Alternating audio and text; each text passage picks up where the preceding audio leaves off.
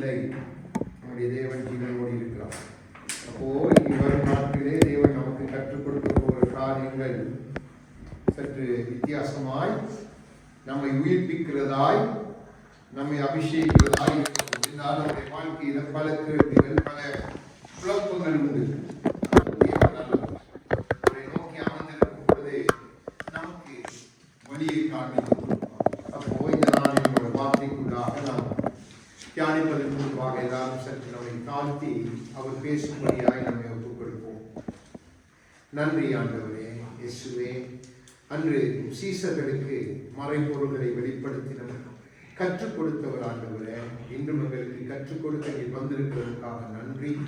உன் பிள்ளைகள் மத்தியிலே பேசும். உன் பிள்ளைகளுடைய எல்லா நிலைகளும் மாறத்தக்கதாக, உன் பிள்ளைகள் யார் என்று அவர்கள் புரிந்து கொள்ளத்தக்கதாக இந்த நாளிலும் நீர் வெளிப்படுகிறார். உன் வார்த்தை அதை சொல்லிட்டு உன் கரம் அதை செய்து முடிக்கும் ஆண்டவரே. உங்களுடைய கரத்தில் ஒப்புக் கொடுக்கிறோம் இயேசுவின் நாமத்தில். அப்போ ஆண்டவர் நமக்கு கற்றுக் கொடுத்தார். நான் வரும் பொழுது என் மனைவியிடத்திலே அதைத்தான் சொல்லிக் கொண்டு வந்தேன். உங்க கணவன் ஒரு ஊழியக்காரன் என்றோ, இல்லை உங்க கணவன் பிரசங்கி என்றோ நீங்க பார்க்கக்கூடாது. பார்த்தா நீங்க தோத்து போகிற ஒரு வாழ்க்கை வாழினீங்க.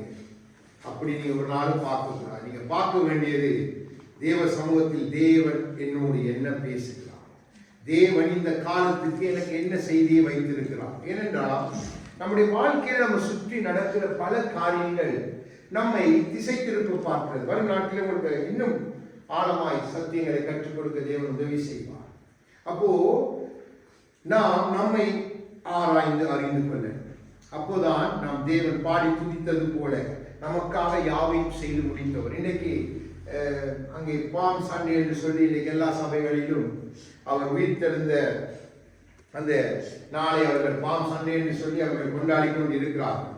அப்போ அதை தமிழ்ல பாம் சண்டே என்று சரியான வார்த்தை எனக்கு தெரியல.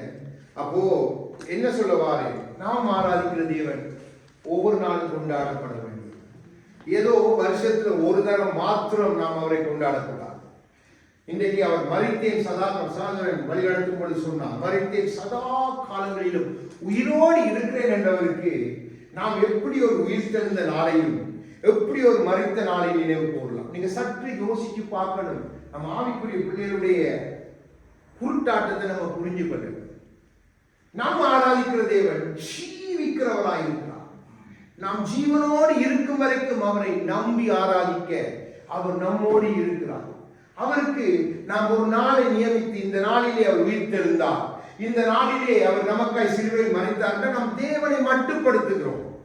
நம்முடைய மூளைக்கேற்ப நம் தேவனை அப்படியாய் ஆராதிக்கிறோம். நம் தேவன் பவுல் சொன்னது போல ஜீவிக்கிறவர், உயிர்த்தெழுந்தவர். கிறிஸ்துவை நாங்கள் பிரசங்கிக்கிறோம், மரித்த கிறிஸ்துவை அல்ல. அவர் எதற்காய் மரித்தார் என்பதை கற்றுக் கொடுக்கிறோம். ஆனால் அவர் ஜீவிக்கிறவராய் இருக்கிறபடினால் ஜீவிக்கிறவரை நாம் ஆராதிக்கிறோம். இதை நீங்க ஒரு நாள் மறக்கக்கூடாது. ஏன்னா இன்னைக்கு பலதரப்பட்ட சபையில பலதரப்பட்ட 40 நாள் லென்த் டேஸ் இதெல்லாம் உங்களுக்கு தெரியும். அதெல்லாம் நம்முடைய ஆவிக்குரிய குருட்டால் அது நாம் செய்யக்கூடாது. இன்னைக்கு அதெல்லாம் செய்துட்டு ஏதோ செய்தவன் அல்ல, நம்மை குறித்து தேவன் நமது காலத்தில் தேவ சித்தம் நம்மை குறித்து என்ன, நம் காலத்தில் நாம் தேவ சித்தம் செய்வோம். அதுதான் இன்றைய செய்திக்கு தலைப்பாய் வைத்து அது அப்போஸ்தலர் 13வது அதிகாரம் 22வது வசனத்தை எடுத்து வாசிங்க. 180வது பக்கம் புதிய ஏற்பாடு.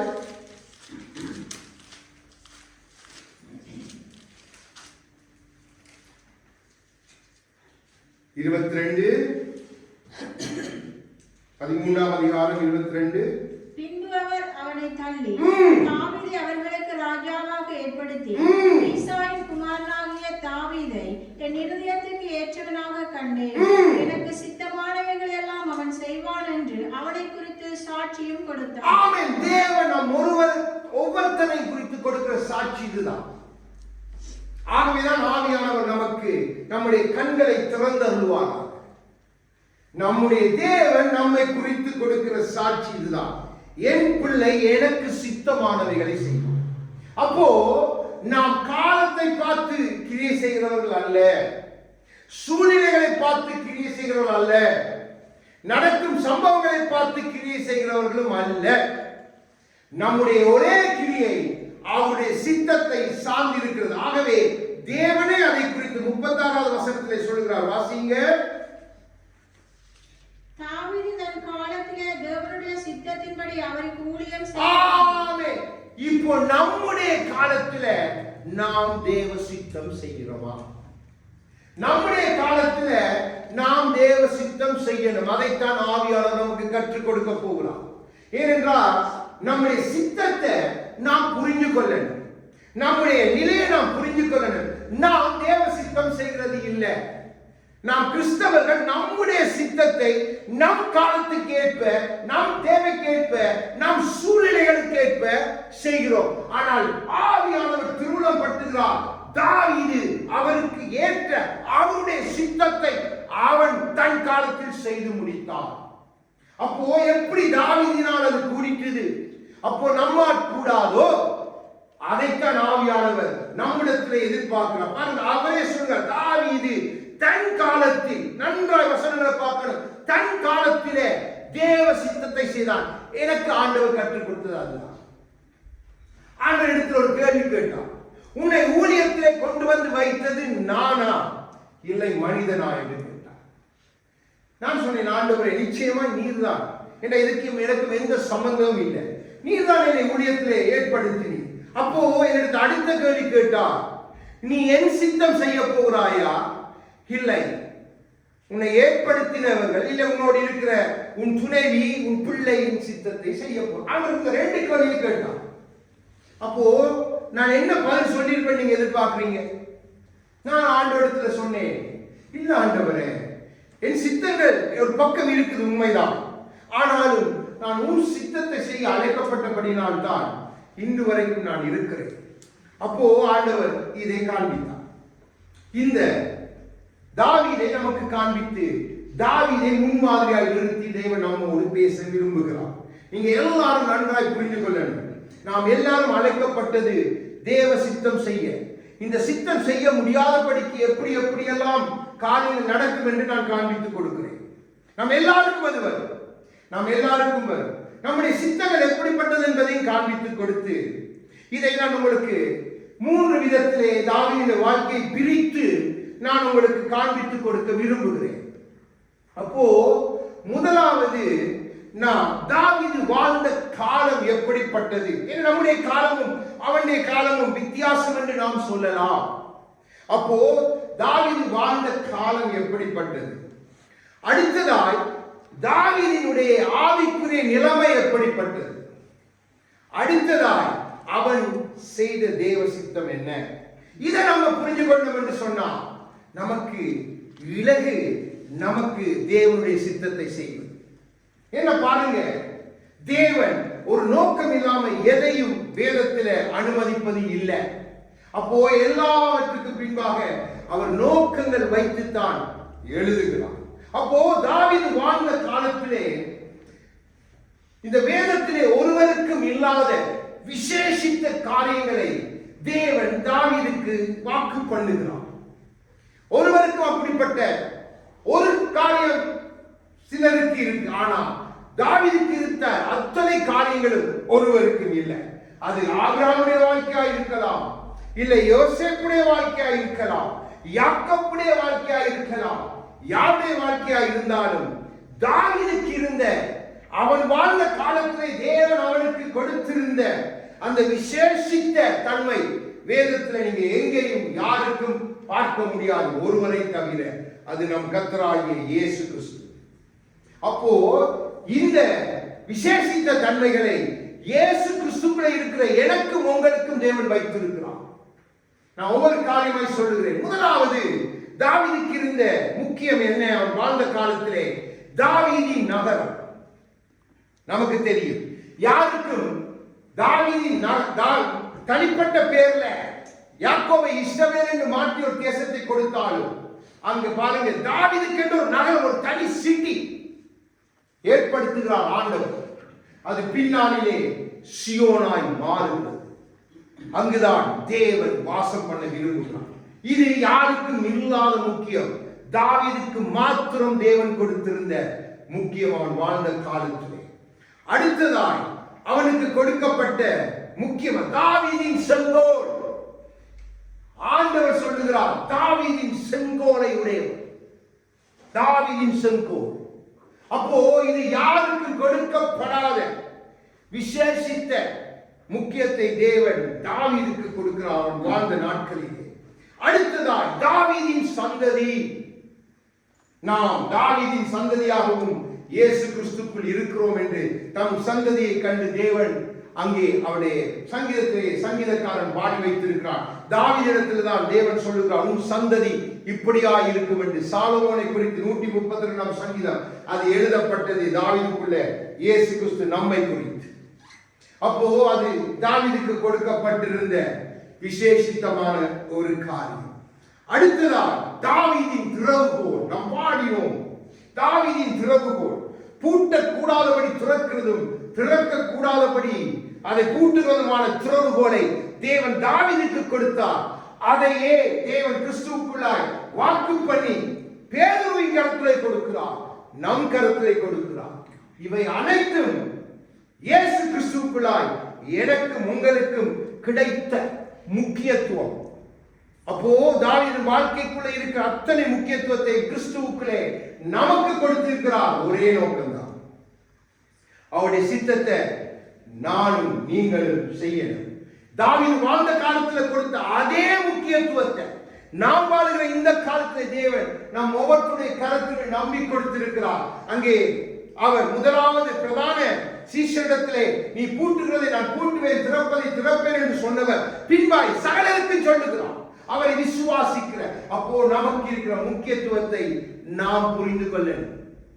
இந்த காலத்தில் தேவன் நம்மை உயிரோடு வைத்து நம்மை போஷித்து நம்மை காத்து நம்மை வழிநடத்தி கொண்டிருக்கிறார் என்று சொன்னால் நம்மை குறித்த அவருடைய தேவ சித்தம் இன்னும் நிறைவேற இல்லை, நிறைவேறணும். அவர் தாவீதுக்கு கொடுத்தது போலவே நம்மை குறித்தும் அவர் சாட்சி கொடுக்கணும். என் மகன் என் மகள் தன் காலத்தில், நான் அனுமதித்த காலத்திலே என் சித்தத்தை செய்தார்கள், அவர்கள் சித்தத்தையோ அவர்கள் செய்யவில்லை. அப்போ இது தாவீதுக்கு இருந்த முக்கியமான அவன் வாழ்ந்த நாட்களில் தேவன் கொடுத்த காரியம். இன்று நமக்கு அதை தேவன் ஞாபகப்படுத்துகிறார். இப்போ சித்தங்கள் என்று பார்த்தா நன்றாக கொள்ளுங்க, நமக்கு பிள்ளை இருக்கு, பிள்ளையை குறித்து பெற்றோருக்கு ஒரு சித்தம் இருக்கு. இப்போ பெனாயா இருக்கு, பெனாயாவை குறித்து தாயின் தகப்பனும் ஒரு சித்தத்தை வைத்திருப்பார். இவன் ஒரு ஊழியக்காரனாய் வரணும், இவன் இப்படி வரணும். இது பெற்றோரின் சித்தம். ஏன்னா இந்த சித்தத்துக்குள்ள நம்ம அடைக்கப்பட்டிருக்கிறோம். ஆகவேதான் அதை உங்களுக்கு விளங்கும். அடுத்தது பிள்ளை வளர்ந்து வரும் பொழுது பிள்ளைக்கென்று ஒரு சித்தம் இருக்கு. பிள்ளை ஒரு சித்தத்தை பிடிச்சுக்கொடு, அது பிள்ளையின் சித்தம். அடுத்ததால் அந்த பிள்ளையை சுற்றி நம்மோடு இருக்கிறவர்கள் வைத்திருக்கிற சித்தம், சக மனிதர்கள், நம்மோடு இருக்கிற சகோதர சகோதரிகள், நம்மை சுற்றி இருக்கிற சக மனிதர்களுடைய சித்தம். அடுத்ததாய் இன்னொருவனுக்கு நம்மை குறித்து நல்ல சித்தம் இருக்கு, அது சாத்தானின் சித்தம். எப்படியாவது என்னை விழுத்திரணும், இவனை முடிச்சிடணும், அது அவனுடைய சித்தம். அடுத்ததாய் நம்மை குறித்த தேவ சித்தம். இந்த சித்தத்துக்குள்ளதான் ஒவ்வொரு மனுஷனும் மனுஷியும் அடைக்கப்பட்டிருக்கிறோம். அப்போ அதை நீங்க புரிஞ்சு கொள்ளணும். ஆனா நாம் எல்லாரும் இந்த இடத்துல கூட்டு சேர்த்து தேவன் வைத்திருக்கிற ஒரே நோக்கம் தேவ சித்தத்தை செய்வதற்கு. வெளியில இருக்கிறவர்கள் இந்த சித்தத்துக்குள் அகப்பட்டு பெற்றோர் ஒரு சித்தத்தை பிள்ளைக்கு வைப்பாங்க. பிள்ளை வளர்ந்து பெற்றோர் சொல்லுவா, பிள்ளை டாக்டர் வரணும், என்ஜினியர் வரணும். பிள்ளை வளர்ந்து நோ நான் டாக்டர் வர மாட்டேன், என்ஜினியர் வர, பைலட்டா வரணும். இது பிள்ளை சக மனிதர்களுக்கு அவன் அப்படியே வரட்டும், அப்படியே விடுங்க, அது பரவாயில்லை. இது சக மனிதர்களுடைய சாத்தானு பாப்பான் நல்லது, எப்படியோ இவன் இயேசுவின் வழியை விட்டுட்டு இதுலயாவது ஓடட்டும், இரவு பகலா இவன் 24/7 இவன் சேவை செய்வதற்கு தன்னை ஒப்பு கொடுக்க, அப்ப சாத்தான அதிலே சந்தோஷப்படுவான். ஆனா ஒருவர் மாத்திரம் கவலைப்படுவான். அப்போ நாம் தேவ சித்தத்துக்குள்ளே நம்மை அடைத்துக் கொள்ளணும். தாவீதை அப்போ நீங்க தேவ சித்தத்தை எப்படி அறியலாம்? இது நம்ம எல்லாருக்கும் ஒரு பெரிய கேள்வி. எப்படி என்னை குறித்த தேவ சித்தத்தை நான் அறிந்து கொள்ளலாம்? அப்போ முதலாவது தேவ சித்தம் எங்க இருக்குது என்று சொன்னா தேவனுடைய இருதயத்தில் இருக்குது. தேவன் நம்மை குறித்த ஒவ்வொருத்தரை குறித்த சித்தத்தை தம் இதயத்திலே வைத்திருக்கிறார். அடுத்ததாக அவர் தம்முடைய சித்தங்களை இந்த வேதத்தில் நமக்கு எழுதி தந்திருக்கிறார். அப்போ நீங்க தேவனுடைய இதயத்தில் இருக்கிற உங்களை குறித்த சித்தத்தை நீங்க அறியணும் என்று சொன்னா நீங்க ஏசப்பாவை போல தாவீதை போல தனியில இருந்து அவர் ஆராதிக்க பழகணும், அவரோடு உறவாட பழகணும், அவரோடு ஜெபித்து நீங்க ஆராதிக்க ஆராதிக்க ஆராதிக்க அவர் தன்னுடைய திட்டங்கள் சித்தங்களை உங்களுடைய இருதயத்துக்குள்ள வைப்பார். அது உங்களை அறியாமலே வாயால் துதியாமல், அது உங்களை அறியாமலே உங்க சிந்தையில பதிந்திடும், உங்களை அறியாமலே உங்களுடைய சர்வத்தை அது நடத்த வெளிக்கிடும். அப்போ அவரை ஆராதிக்கிறதன் மூலம் நீங்க அவருடைய சித்தத்தை அறியலாம். சாதாரணமாய் ஆராதிக்க சும்மா ஒரு தூர வாயினால ஆராய்ச்சிட்டு இதயத்தை தூரப்படுத்தினா நீங்க அவர் சித்தத்தை அறியவே முடியாது. ஆவிதான் ஆண்டவர் எப்பொழுதும் தனிமையை நாடி போடுறார். தனிமை தேவ சித்தத்தை நீங்க அறிந்து கொள்ள உதவும். அப்போ அது ஒரு வழி. அடுத்த வழி, இரவும் பகலும் இந்த வேதத்தை தியானிக்கும் பொழுது நீங்க எப்படி தியானிக்க வேண்டாம். தேவனே, உம்மை குறித்து புத்தக சுத்த எழுதி வைத்தது நீ தேடி வாசித்தது போல எனக்கும் நீ வைத்திருக்கிற சித்தம் என்ன? உன் வார்த்தையுடாய் பேசு. ஆவியானவரே அதை எனக்கு காண்பித்தார். அப்போ இப்படி நீங்க அவருடைய சித்தத்தை அறிய உங்களை ஒப்புக் கொடுக்கலாம். ஆவிதான் பவுல் நமக்கு ஒரு நல்ல ஆலோசனை கொடுக்க, நமக்கு தெரிந்த வசனம் வாசிக்க தேவையில்லை. ரோமர் 12:1 நம்ம எல்லாவற்றிலும் அவருக்கு ஜீவ பலியா நீங்க ஒப்பு கொடுத்து நீங்க ஆராதிக்கும் பொழுது உங்கள் மனம் புதிதாகும். அதுதான் சித்தத்துக்குள்ள கொண்டு போகும். உங்களோட மனம் புதிதாகும் பொழுதே இங்க ஆவியானவர் சித்தத்தை கொடுப்பார். அப்போ அவருடைய பரிபூர்ண சித்தத்தை அப்படித்தான் வச்சுருவார் உங்களுக்கு. அப்போ இதுதான் வழி. வேற வழியில நீங்க தேவ சித்தத்தை அறிவது கடினம். ஒரு ஊழியர் உங்களை குறித்த சித்தத்தை ஆவியானவர் வெளிப்படுத்தினால் ஆண்டவர் அப்படியாய் பேசுவார். அதுவும் இந்த வார்த்தைக்கு உட்பட்டதா இருக்கும். சும்மா பொய்க்கு தேவன் வார்த்தைகளை வீணிலே விடுகிறவர் அல்ல. எப்படி ஒரு சாமுவேலை ஏற்படுத்தி தாவீதை ராஜாவாய் அபிஷேகித்து அவன் மேல் வைத்த சித்தத்தை தேவன் காண்பித்தாரோ அப்படியே தன்னால் அபிஷேகிக்கப்பட்ட தம்முடைய ஊழியக்காரனை கொண்டு தேவன் உங்களோடு பேசுவார். அப்போ இதை தவிர வேறு வெளியில இருந்தெல்லாம் நீங்க அறிய முடியாது. அப்போ தேவ சித்தத்தை நம்ம அறியணும் என்றால் இதுதான் தேவன் நமக்கு வைத்திருக்கிற வழி. இப்போ அடுத்ததான் உங்களுக்கு சொன்னேன், ஆவிக்குரிய தாவீதுடைய ஆவிக்குரிய நிலை என்ன என்பதை நாம் அறிந்து கொள்ளணும். அப்போ நம்முடைய ஆவிக்குரிய நிலைமை எப்படி என்பதை நாம கணக்கு போட்ட வேண்டாம். அப்ப நமக்கு தெரியும் நாம தேவ சித்தம் செய்யறோமா இல்ல வேறு சித்தத்தையும் கலந்து குழப்பி எல்லாத்தையும் நாம் தாறுமாறாய் செய்கிறோமா என்பதை நாம் புரிந்து கொள்வோம். அப்போ முதலாவது தாவீதுடைய ஆவிக்குரிய நிலைமையை நாம புரிந்து கொள்வோம். அப்போ நான் உங்களுக்கு சில காரியங்களை காண்பித்துக் கொடுக்கிறேன். 119வது சங்கீதம் 164வது வசனத்தை எடுங்க. 119வது சங்கீதம். நான் கொஞ்சம் மெதுவாய் கொண்டு போறேன், நீங்க விளங்கிக் கொள்ளணும். இந்த சத்தியத்தை நீங்க புரிந்து கொள்ளணும். ஆவியானவர் உங்களுக்கு பிரித்து பிரித்து காண்பிக்க ஆவியானவர் உதவி செய்வார். எடுங்க 119வது சங்கீதம் 164வது வசனம். உமது நீதி நியாயங்களை நிமித்தம் நாளில் 7 தரம் உம்மை துதிக்கிறேன். ஆமென். தாவீது ஒரு நாளைக்கு 7 தரம் தேவனை துதிக்கிறான். 7 தரம் தேவ சமூகத்தை நாடி போகிறான். நாம் ஒரு நாளைக்கு 2 தடவை போறதே பெரிய சாதனை. தாவீதோ ஆவிக்குரிய முதலாவது தரத்தை நீங்க பாருங்க. முதல் தரம் நமக்குள்ள இருக்கா? அட்லீஸ்ட் அந்த 2 தரம் நம் தேவனை தேடி போகிறோமா? காலையிலும் மாலையிலும் தேவனை தேடி போகிறோமா? நம்ம சில நேரம் காலையில மட்டும் ஆண்டவருக்கு குட் மார்னிங் சொல்லி ஒரு சல்யூட் வச்சுட்டு நம்ம போயிட்டு வந்து ஈவினிங் அப்பா டயர்ட் அப்பா ஆகவே டேடி ஓகே டேடி டைம் ஆயிட்டு நான் படுப்போம் நாளைக்கு வேலை நம்ம போயிடுவோம். ஆனா அங்கே தாவீது என்ன சொல்லுகிறான்? சங்கீதக்காரன் என்ன சொல்லுகிறான்? உமது நீதி நியாயங்களை நீ. இதுதான் அவரோட கிட்டி நெருங்கி சேர்றது. அவருடைய சித்தத்தை நீங்க அறிகிறதுக்கு முதல் தரமான ஆவிக்குரிய வழி இதுதான். நம்மால எல்லா நாளும் வேண்டுதல் ஜெபிக்க முடியாது, பரவாயில்லை, அதை தேவன் அறிந்திருக்கிறார். ஆனா நாம் அதை காட்டிலும் ஜெபிக்கலாம். எப்படி தெரியுமா? நம்முடைய போக்குல வரத்துல அவரோடு இதயத்துல உறவாடி பேசிக்கொண்டு, அப்பா நல்லவர், அப்பா இந்த காரியத்துல நீங்க வந்தீங்களே நன்றி அப்பா, உங்க நீதி என்னை காப்பாத்திட்டது, அப்படி சொல்லி சொல்லி நீங்க இதை தாண்டி நீங்க ஜெபிக்கலாம். தானியேலை பாருங்க, அவன் அடைக்கப்பட்ட சூழ்நிலையிலும் அவனும் ஜெபத்தை விட இல்லை. தாவீது மேலானவன். இந்த முஸ்லிமாக்கள் மாமிசத்தில் இருக்கிறவர்கள் 5 தடவை தொழுவார்கள்.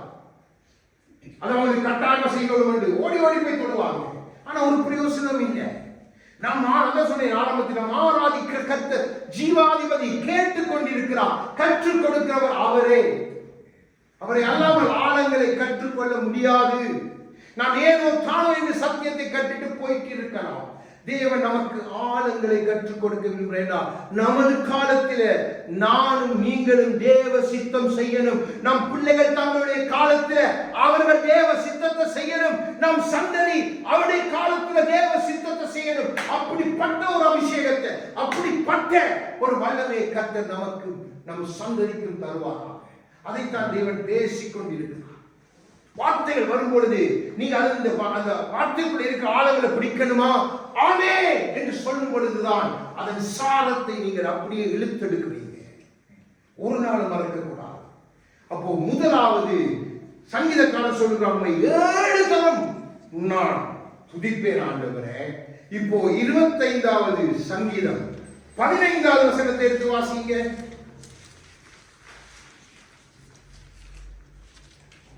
என் கண்கள் எப்போதும் கர்த்தரையே நோக்கி. இப்ப சொல்லுகிறான், எப்பொழுதும் 24 மணி நேரம் ஆண்டவரே உம்மைத்தான் நான் நோக்கி பார்த்து கொண்டே இருக்கிறேன். என் ஆத்துமா உம்மிலே தாகமாயிருக்கு. வேறு வாஞ்சை இல்லப்பா, வேறு ஏக்கம் இல்லப்பா. என்ன சுற்றிலும் பல காரியங்கள் இருக்குது, ஆனா அதெல்லாம் என்ன சேதப்படுத்தாது. நான் எப்பொழுதும் உம்மை நோக்கி பார்த்து கொண்டிருக்கிறேன். ஆவிக்குரிய அடுத்த முதிர்ச்சியான நிலை. இப்படிப்பட்டவன் தான் தேவன் எப்பொழுதும் பயன்படுத்துகிறான். எப்பொழுதும் அவன் வீரர்கள் ஆயத்தம் யுத்தத்துக்கு. அவனுக்கு தான் தேவ ஆலோசனை வந்து கொண்டே இருக்கு.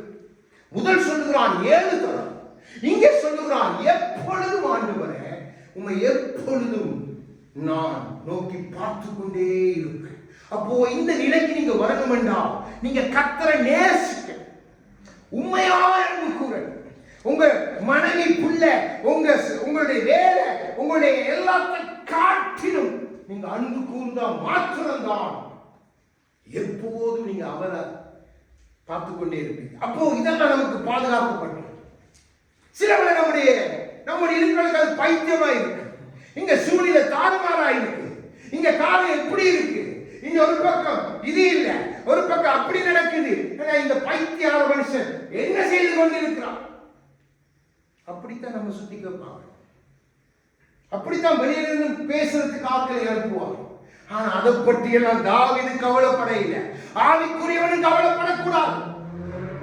இயேசு கிறிஸ்துவை சுத்தி பல காரியம். ஆனா அவர் எப்பொழுதும் பிதாவை நோக்கி கொண்டிருந்தபடியினால் என் நேசகுமாரன் தாவீது என் இருதயத்துக்கு பிரியமானவர். இப்படிப்பட்ட வார்த்தை வேண்டி எடுக்கிறது விலகுதல்ல. அதுக்கு நீங்க ஒரு விலைக்கிரயம் செலுத்த நன்றாய் விளங்கிக் கொள்ளுங்க. சில சூழ்நிலைகள் தேவனே அனுமதிப்பார். என் பிள்ளையோடு நான் பேசட்டும், என் மகனோடு நான் பேசட்டும், அதற்கு பின்பாக இருக்கிற காரியம் பெரிது. அப்போ சங்கீதக்காரன் எப்பொழுதும் அவரை நோக்கி கொண்டே இருந்தான். இப்போ 27வது சங்கீதம் 4வது வசனத்தை வாசிங்க. கர்த்தரிடத்தில் ஒன்றை நான் கேட்டேன், அதையே நாடுவேன். நான் கர்த்தருடைய மகிமையை பார்க்கும்படியாகவும் அவருடைய ஆலயத்தில் ஆராய்ச்சி செய்யும்படியாகவும் நான் என் ஜீவனுள்ள நாளெல்லாம். ஹalleluya. இப்போ சொல்லுகிறான், என் ஜீவனுள்ள நாளெல்லாம் ஆண்டவரே. அப்போ எனக்கு பின்மாற்றம் வராது. நான் இந்த ஜீவனுள்ள நாள் எனக்கு 70 80 அந்த நாள் அளவும் உம்முடைய ஆலயத்தில் வந்து நான் அமர்ந்திருக்க வரல. உம்முடைய நான் நித்திர தூங்க வரல, உங்களுடைய ஆலயத்தில் இருக்கேன், நான் சும்மா வீணாக்க வரல, நான் ஆராய்ச்சி செய்ய வந்திருக்கிறேன். என்னுடைய ஜெப விண்ணப்பம் ஒன்றே ஒன்றுதான்ப்பா, எல்லாரும் மாதிரி பல விண்ணப்பம் இல்ல. என்னுடைய ஜெப விண்ணப்பம் உம்மை நான் அறிந்து கொள்ள, உம்மை நான் ஆராய்ச்சி செய்து பார்க்கணும் ஆண்டவரே. எதை நான் ஆராய்ச்சி செய்யணும்? நான் ஜீவன நாளெல்லாம் உண்மையே நோக்கி பார்க்கணும், உம் சித்தத்தை நான் செய்யணும். இன்னைக்கு நாம தேவனிடத்துல போகும்போது நமக்கு லிஸ்ட், நம்ம இந்த சூப்பர் மார்க்கெட்ல சாமான் வேண்ட போக்குல மனைவி சொல்லுவா, மல்லி கொத்தமல்லி இது சிக்கல் கடை போறீங்களா, இதை வாங்கிட்டு வாங்க, அந்த லிஸ்டோட நம்ம போறது போல தேவனிடத்துல அநேக லிஸ்டோட நம்பாரமான சங்கீதக்காரன் சொல்லுகிறான். அவருடைய லிஸ்ட் என்ன? அந்த வசனத்தை திருப்பி வாசிங்க. 27. கர்த்தரிடத்தில் ஒன்றை நான் கேட்டேன், அதையே நாடுவேன். நான் கர்த்தருடைய மகிமையை பார்க்கும்படியாகவும் அவருடைய ஆலயத்தில் ஆராய்ச்சி செய்யும்படியாகவும் நான் என் ஜீவனுள்ள நாளெல்லாம் கர்த்தருடைய ஆலயத்தை தங்கி இருப்பேன். இதுதான் என்னுடைய ஒரே விண்ணப்பம். நீர் தான் ஆண்டவரே, உம்மை சுற்றி நம்முடைய மகிமையை பார்க்கணும், உம்மை ஆராய்ச்சி செய்யணும், உம்மை அறிந்து கொள்ளணும், உம்மை நான் புரிந்து கொள்ளணும். இதுதான் நம்முடைய ஆவிக்கு. இந்த நிலைக்குள்ள நம்ம வரணும். இது அடுத்த நிலை. 7 பரிபூர்ண நிலைகளை உங்களுக்கு நான் தாவீது வாழ்க்கையை காண்பித்துக் கொடுக்கிறேன். இது அடுத்த நிலை. அப்போ நம்ம வந்துட்டு எதை ஆராய்ச்சி செய்யணும்? அவன் சொல்லுறான், நான் ஆராய்ச்சி செய்து பார்க்கணும் ஆண்டவரே, நான் வந்து சும்மா இருக்க மாட்டேன். எனக்கு என் ஊழியக்காரன் குத்துறா இல்ல ஊழியக்காரன் என்ன திட்டுறான்னு நான் பார்க்க வரல. என் தேவன் என்னத்தை எனக்கு பேசுகிறார், நான் இதை சரிப்படுத்தணும், நான் ஆராய்ச்சி செய்து பார்க்கணும். யோபு எடுங்க, யோபு 31 33வது வசனத்தை வாசிங்க.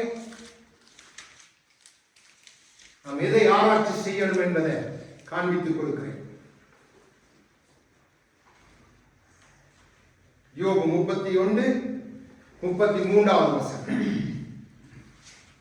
நான் ஆதாமை போல என் மீறுதல்களை மூடி என் அக்கிரமத்தை என் மடியிலே ஒளித்து வைத்தேன். என் மடியிலே பாவம் உண்டோ என்று நான் ஆராய்ச்சி பண்ணுகிறேன் ஆண்டவரே, ஆராய்ச்சி பண்ணுகிறேன். என் ஆதாம் தன் பாவத்தை மடியிலே ஒளித்து வைத்தான். அந்த நாட்கள்ல சிசிடி கேமரா இல்ல, அந்த நாட்கள்ல பாவத்தை ஒளித்து வைக்கிறதுக்கு நல்ல இடம் அதுதான், யாரும் கண்டுபிடிக்க முடியாது. அந்த நாள்ல சங்கீதக்காரன் சொல்லுகிறான், ஆண்டவரே நான் ஆராய்ச்சி செய்வேன், என் மடியில ஆதாம போல இல்ல ஏதாவது பாவம் உண்டோ நான் ஆராய்ச்சி செய்து என்ன பார்க்கிறேன். நான் மற்றவனை பார்க்க வரலப்பா, நான் யாரையும் பார்க்க வரல, நான் என்ன ஆராய்ச்சி செய்யறேன்டா, உண்மை மகிமையை நான் காணணும், ஜீவன நாளாம நான் தேடணும், துதிக்கணும். அப்போ எம்மடியை நான் ஆராய்ச்சி பார்க்கிறேன். என்ன நான் ஆராய்ச்சி பார்க்கிறேன், என் மடியில பாவம் உண்டோ என்று அது இருந்த என்னால தேவ சித்தம் செய்ய முடியாது ஆண்டவரே. பாவத்தோடு என்னால தேவ சித்தம் செய்ய முடியாது. அதை என் மடியை விட்டு கலைந்தெடுக்கிற கர்த்தர் உம்முடைய சமூகத்தில் அதை கலைந்தெடுத்த நான் வந்திருக்கிறேன். அதைத்தான் நான் ஆராய்ச்சி செய்து பார்க்கிறேன். ஏதாவது இருக்குதா, மறைந்து இருக்குதா, ஒளிந்து இருக்குதா,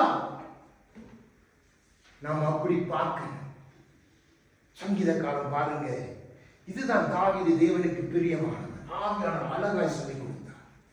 அதனாலதான் தாவீதை தேவன் எல்லா இடத்திலும் மகிமைப்படுத்தினது. இன்று வரைக்கும் தாவீதுக்கு ஒரு விளக்கு.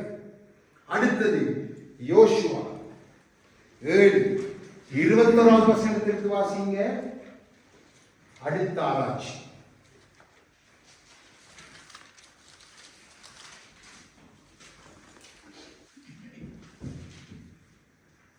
யோசுவாவின் புத்தகம் 7ஆம் அதிகாரம் 21வது வசனம்.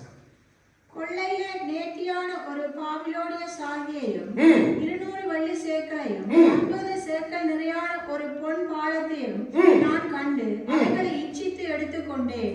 இதோ அவைகளின் கூடாரத்தின் மத்தியில் பூமிக்குள் புதைத்திருக்கிறது, வெள்ளி அதன் அடியில் இருக்கிறது. அடுத்தது நம்ம ஆராய்ச்சி செய்யணும், அடியில பாவம் உண்டோ என்று. அந்த ஆணிலே இருக்கு, அடியிலே இருக்கு. ஆனால் பாருங்க, இவ்வளவுத்தையும் திருடிட்டு வாரான். அத்தனை பேர கண்ணை எப்படி மறைச்சான், மறைச்சிட்டு அதுவும் நடுவீட்டுக்குள்ள கொண்டு வந்து அந்த நடுவீட்டுக்குள்ள குடிதோறும் வரை மனைவிக்கு தெரியாது, பிள்ளைக்கு தெரியாது, யாருக்கும் தெரியாது. ஒரு பயங்கர டெக்னிக்க அந்த நாட்கள்ல இந்த டெக்னாலஜி வளர்ந்த காலத்தில் நம்ம செய்ய முடியாத ஒரு டெக்னிக் நீங்க நன்றாய் சிந்தித்து பாருங்க. கொண்டு வந்து அதை அடியில வச்சிட்டு அதுக்கு மேல பாய் போட்டுட்டு, கர்த்தரை நான் ஸ்தோத்தரிக்கிறேன். கர்த்தர் நல்லவர் வல்லவர். என் பரம்பரைக்கு வேண்டிய என் பிள்ளை கடவுளுக்கு தேவையில்லை, என் மனைவி எதுவும் செய்ய தேவையில்லை, என் பிள்ளைக்கு சொத்து சேர்த்துட்டேன், என் மனைவிக்கு வச்சுட்டேன் பேங்க்ல, இனி வரப்போற சந்ததிக்கு சேர்த்து வச்சுட்டேன். ஆகவே கர்த்தர் துதிப்போம். வா வா வா வா வா வா என் மனைவி என் குடும்பம். அதுக்கு மேல நம்ம எல்லாரும் கர்த்தர் துதிப்போம். கீழே பாவம், கீழே அடியில பாவம், காலில் கீழே பாவம், உன் உள்ள ஆழத்துல பாவம். ஆனா இங்க கர்த்தருக்கு துதி. ஏண்டா உள்ள அங்கே இருக்கு, எல்லாம் சேர்த்து வச்சுட்டேன். சேர்த்து ஆண்டவரே உண்மை வச்சு நான் சேர்த்துட்டேன் பாரு. நீர் சொன்னீர் எரிக்கப்ப நீர் உடைக்கி நான் பூந்து எல்லாத்தையும் கடவுள் வந்துட்டேன். இன்றைக்கு கிறிஸ்துவத்துல வந்து இதைத்தான் செய்யலாங்க. ஆனா தாவீதோ கர்த்தர் தந்தால் கர்த்தருக்கே எல்லாத்தையும் நான் கொடுத்துட்டான். யோசிச்சு பாருங்க. இதுதான் சங்கீதக்காரனுடைய ஆராய்ச்சி. என் அடியில கூட பாவம் இருக்கக்கூடாது. ஆகவே நான் தவறின பொழுது ஓடி போய் சாஷ்டாங்கமாய் என்று சொன்னான். உம் ஆவியை என்னை விட்டு எடுக்காதீரும் ஆண்டவரே. அவன் ஆராய்ச்சி பண்ணி தேவனோடு நல்ல உறவை வைத்திருந்தான். நாம் அப்படி இருக்கணும். நாம் அப்படி இருந்தா நிச்சயமான கிருபையை நம் சந்ததிக்கு பாருங்க. அடியிற பாவத்தை மறைத்து வைத்திருந்தான். அவன் சந்ததி அழிக்கப்பட்டு அடையாளமாய் மாறிவிட்டான். ஆமாம் ஏண்டா யோசிச்சு பாருங்க. இன்னைக்கு அப்படி இருக்கிறாங்க. செய்கிறது முடுக்க கல்ல வேலை தில்லு முள்ளு எல்லாம் பண்ணிட்டு வெளியில போய் 4 பேரை ஏமாத்தி காசு பணத்துட்டு மனை பிடிச்சு போய் இன்னைக்கு கர்த்தர் எனக்கு 50,000 பேங்க்ல விழுந்து வா வா வா இன்னைக்கு குடும்பம் வா எல்லாரும் குடும்பம் பண்ணுவோம். கர்த்தர் தந்தாரை துதிப்போமே. இன்னைக்கு இதுதான் செய்யறாங்க கிறிஸ்தவர்கள். செழிப்பு செழிப்பு செழிப்பு வந்தோம். கர்த்தர் காரம் தந்தா 1 கால்ல 3 கால், 1 வீடுல 2 வீடு, வஸ்திரத்தை மாத்திட்டா. தரித்திரம் போல உடுத்து வந்து அவர் எனக்கு பாபிலோனிய சால்வையை தந்துட்டா. வா துதிப்போம், தந்தவரை துதிப்போம். ஆனா அடியில பாவம். நம்மளோட வாழ்க்கையில அப்படி இருக்கக்கூடாது. நம்மளோட வாழ்க்கையில அப்படி இருக்கக்கூடாது. நம்ம தாவீதை போல இருக்கணும். அப்போ முதலாவது நம்ம ஆராய்ச்சி செய்து பார்க்கணும். என் மடியில என்ன இடத்துல பாவம் உண்டோ, என் அடியில என்ன சுற்றில எங்க அதை எறிஞ்சிடும் வேணாம், அது சாபமாய் மாறும். அப்போ நம்முடைய ஆராய்ச்சி அப்படியே மாறும் பொழுது நம்முடைய ஆவிக்குரிய நிலவ மேலோக்கி தேவன் கொண்டு போகும். அடுத்தது 63:1. இப்ப அடுத்த நிலை பாருங்க. சங்கீதக்காரன் 63வது சங்கீதம் 1வது வசனம். தேவனே நீர் என்னுடைய தேவன், அதிகாலமே உம்மை ஆமென். தாவீது கண்ட விழிச்ச உடனே அவனுக்கு அதிகாலம். அது 3 மணியோ 2 மணியோ 1 மணியோ அதிகாலமே எழுதினோனே சொல்றான், ஆண்டவரே உம்மைத்தான் தேடுறேன்ப்பா. என் ஆத்துமா, நான் மட்டும் இல்லை, என் மாமிசம் மட்டும் இல்லை, என் ஆத்துமா உம்மை தேடுது ஆண்டவரே. சுற்றிலும் அந்தகார இருள், சுற்றிலும் சவுளுடைய படை என்னை எப்பவும் கொல்றதுக்கு தேடிக் கொண்டிருக்கிறாங்க. எனக்கு பெலிஸ்தியர் எதிரி, என்னை சுற்றிலும் எதிரிகள். நீர் அபிஷேகத்தை தந்துட்டி. இப்ப அந்த அபிஷேகம் ராஜரிக அபிஷேகம் தான். என்னை சுற்றிலும் எனக்கு இருக்கிற ஒன்று சரியில்லை. ஆனாலும் ஆண்டவரே நான் உம்மை தேடுவேன், உம்மை தேடுவேன். அதிகாலமே நான் உம்மை தேடுவேன். உம்மோடு நான் உறவாடுவேன். ஏன் தெரியுமா ஆண்டவரே? ஏன் தெரியுமா?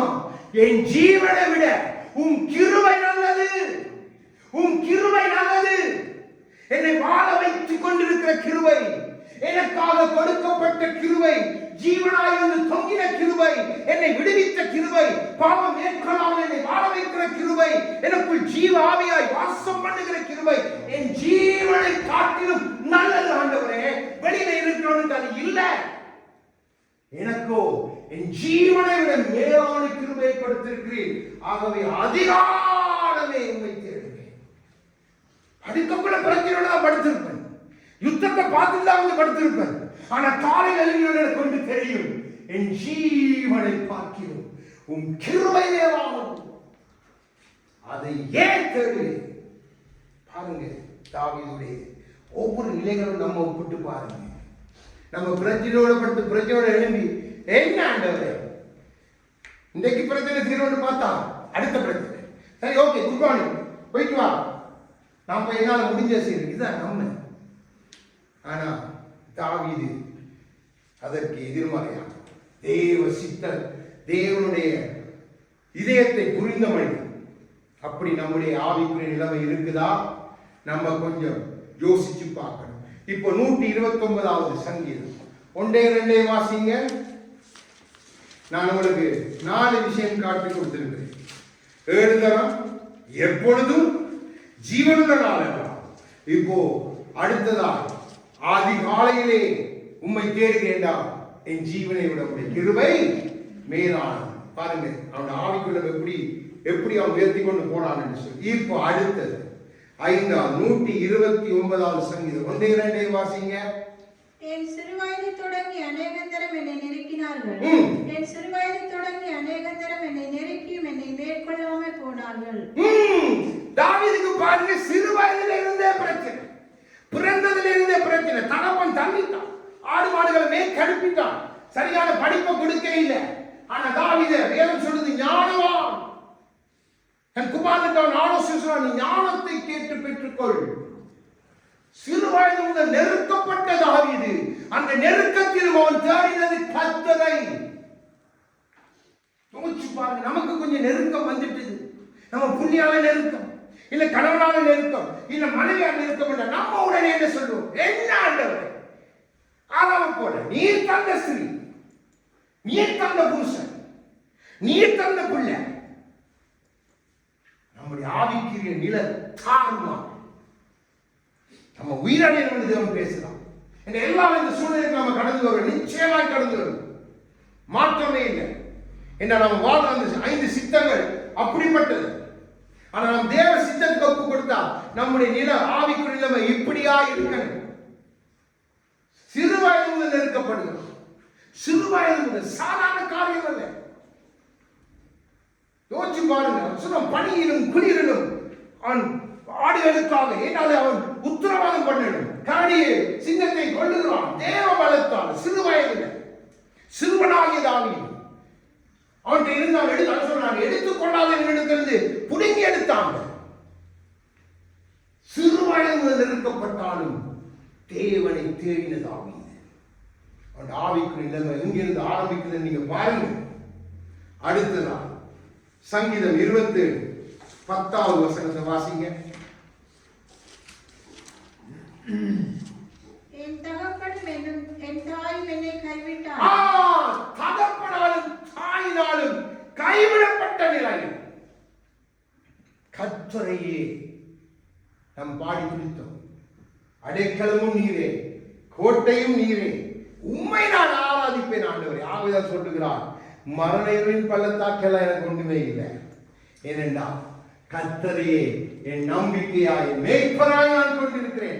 என் தாயின் தகப்பனும் என்னை தள்ளினாலும் நான் கர்த்தரையே தேடுவேன். என் உற்றார் உறவினர் என்னை தள்ளினாலும் நான் கர்த்தரையே தேடுவேன். என் பிள்ளைகள் என்னை தள்ளிவிட்டாலும் நான் கர்த்தரையே தேடுவேன். என் மனைவியை உதாசீனப்படுத்தி விட்டு போனாலும் நான் கர்த்தரையே தேடுவேன். மீகாள் உதாசீனப்படுத்திட்டு போனான்.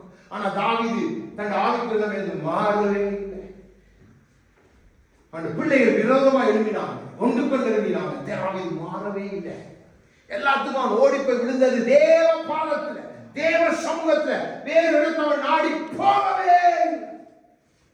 நம்மண்டா அங்கால அலுவல் பார்த்து இங்கால அலுவல் பார்த்து இப்படி செய்வோம் அப்படி செய்வோம். அதுதான் நம்மளோட முதல் திட்டம். அதுக்கு நான் தேவ சமூகத்தில் ஆலோசனை இருக்கிறேன். நோ, அது செய்ய முடியும், உங்களுக்கு செய்ய அது தவறில்லை. ஆனா நீங்க முதல் தேவன்கிட்ட கேட்கணும். தாவீது கேட்கிறோம், முசுக்கட்டை செடிகள் முன்பா இருந்து போயா பின்னால் இருந்து போயா ஆண்டவரே, ஊரின் தும்மிமை கொண்டு கேட்கிறோம், வேகத்தை கொண்டு வான்னு கேட்கிறோம், அபியத்தாரத்தை கொண்டு வா, இப்போ கேளு நான் எப்படி போட்டும். பாருங்க தாவீதுக்கு நமக்குள்ள வித்தியாசம். நாம் நம்முடைய காரியம் நம்ம கேட்கிறது இல்லை. நம்ம கேட்காம சில எத்தனையோ காரியத்தால் நமக்கு நிறைய பிரச்சனை. அதுல இருந்து மீண்டு வந்து ஆண்ட தூக்கி எடுக்கிறோம். இனி இப்படி செய்யாத நம்ம தாவீதை போல இருக்கப்படணும். அதே 27:10 திருப்பி வாசிங்க. என் தகப்பனும் என் தாயும் என்னை கைவிட்டாலும் கர்த்தர் என்னை சேர்த்துக் கொண்டார்.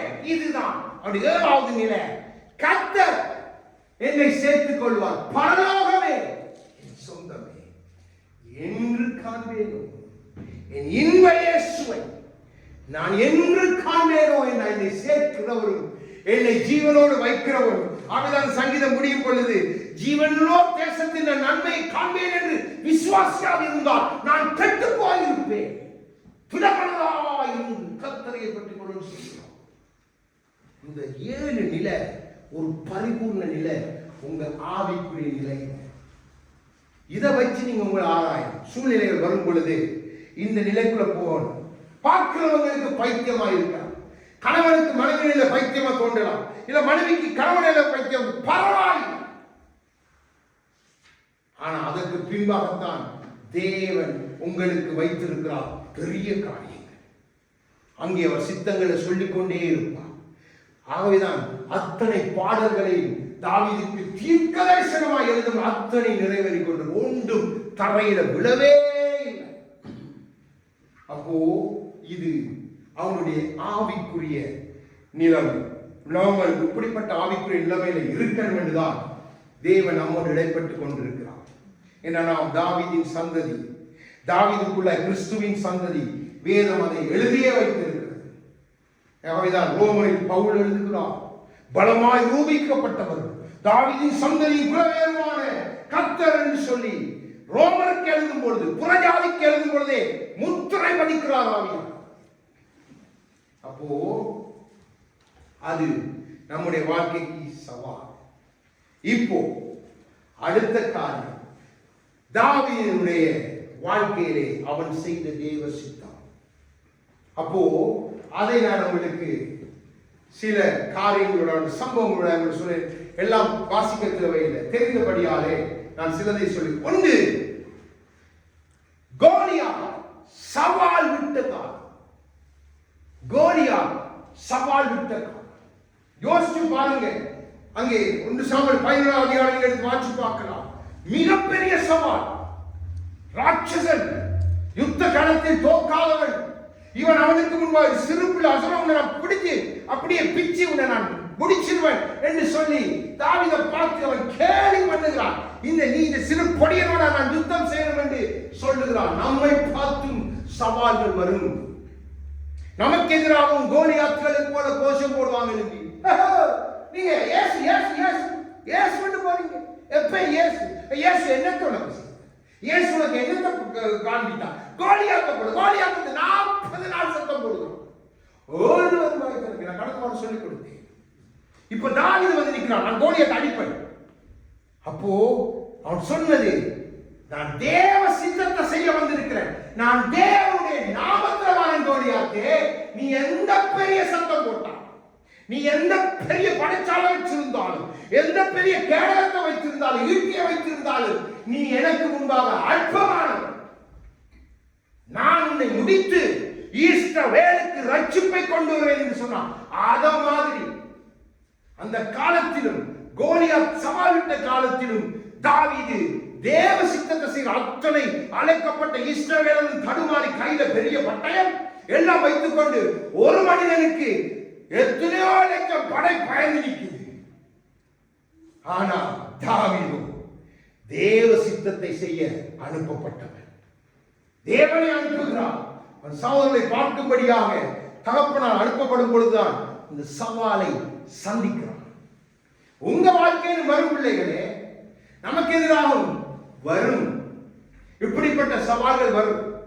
பெரிய கோலியாத் போலதான், பெரிய கோஷம், பெரிய காரியங்கள். கவலைப்படாதீங்க. நீங்க தேவ சித்தம் செய்கிற பிள்ளைகளா இருந்த தாவீதை போல தேவன் உங்களோட இருப்பார். தேவன் உங்களோட இருப்பார். அதுதான் உங்களோட ஆவிக்குரிய நிலையில நீங்க அவரோட சேர சேர ஒன்றுக்கு நீங்க பயப்பட தேவையில்லை. எந்த பெரிய மனிதன் இருந்தாலும் பயப்படவே தேவையில்லை. இந்த உலகத்தில் அதிபதி வந்தால் ஆண்டவர் சொன்னார், இவனுக்கு என்னிடத்துல ஒரு பங்கு அப்பால போ சாத்தான். அதேதான் தாவீதை சொல்லி அடிக்கிறான். தாவீதோடு கூட இருந்த யாரு? தேவ சித்தம். ஒரு கல்லினால் முடித்து விட்டான். கோலியாத்தை போல சவால்கள் நமக்கும் வரும். அது குறைவில்லாம வரும். சபை நடத்தக்கூடாது, இந்த இடத்துல நீங்க அது செய்யக்கூடாது. நீங்க அங்க பாப்பா எப்படி வாராங்க, இங்க வந்து ஊழியம் செய்ய போறாங்க, ஊழியம் வராங்க, ஊழியம் பாப்பா எப்படி செய்ய வராங்கன்னு சொல்லி கையில காசு இல்ல பணம் இல்ல வர போறாங்களா, எப்படி ஊழியம் செய்யறாங்களா அதை பார்ப்போம். நீங்க அங்கேயே இருக்கலாம், நடத்தவே இதெல்லாம் நமக்கு சவால். இப்போ உண்மைதானே, இப்ப நாட்டுல நிலவ மோசம், அங்கே நிலவ மோசம்.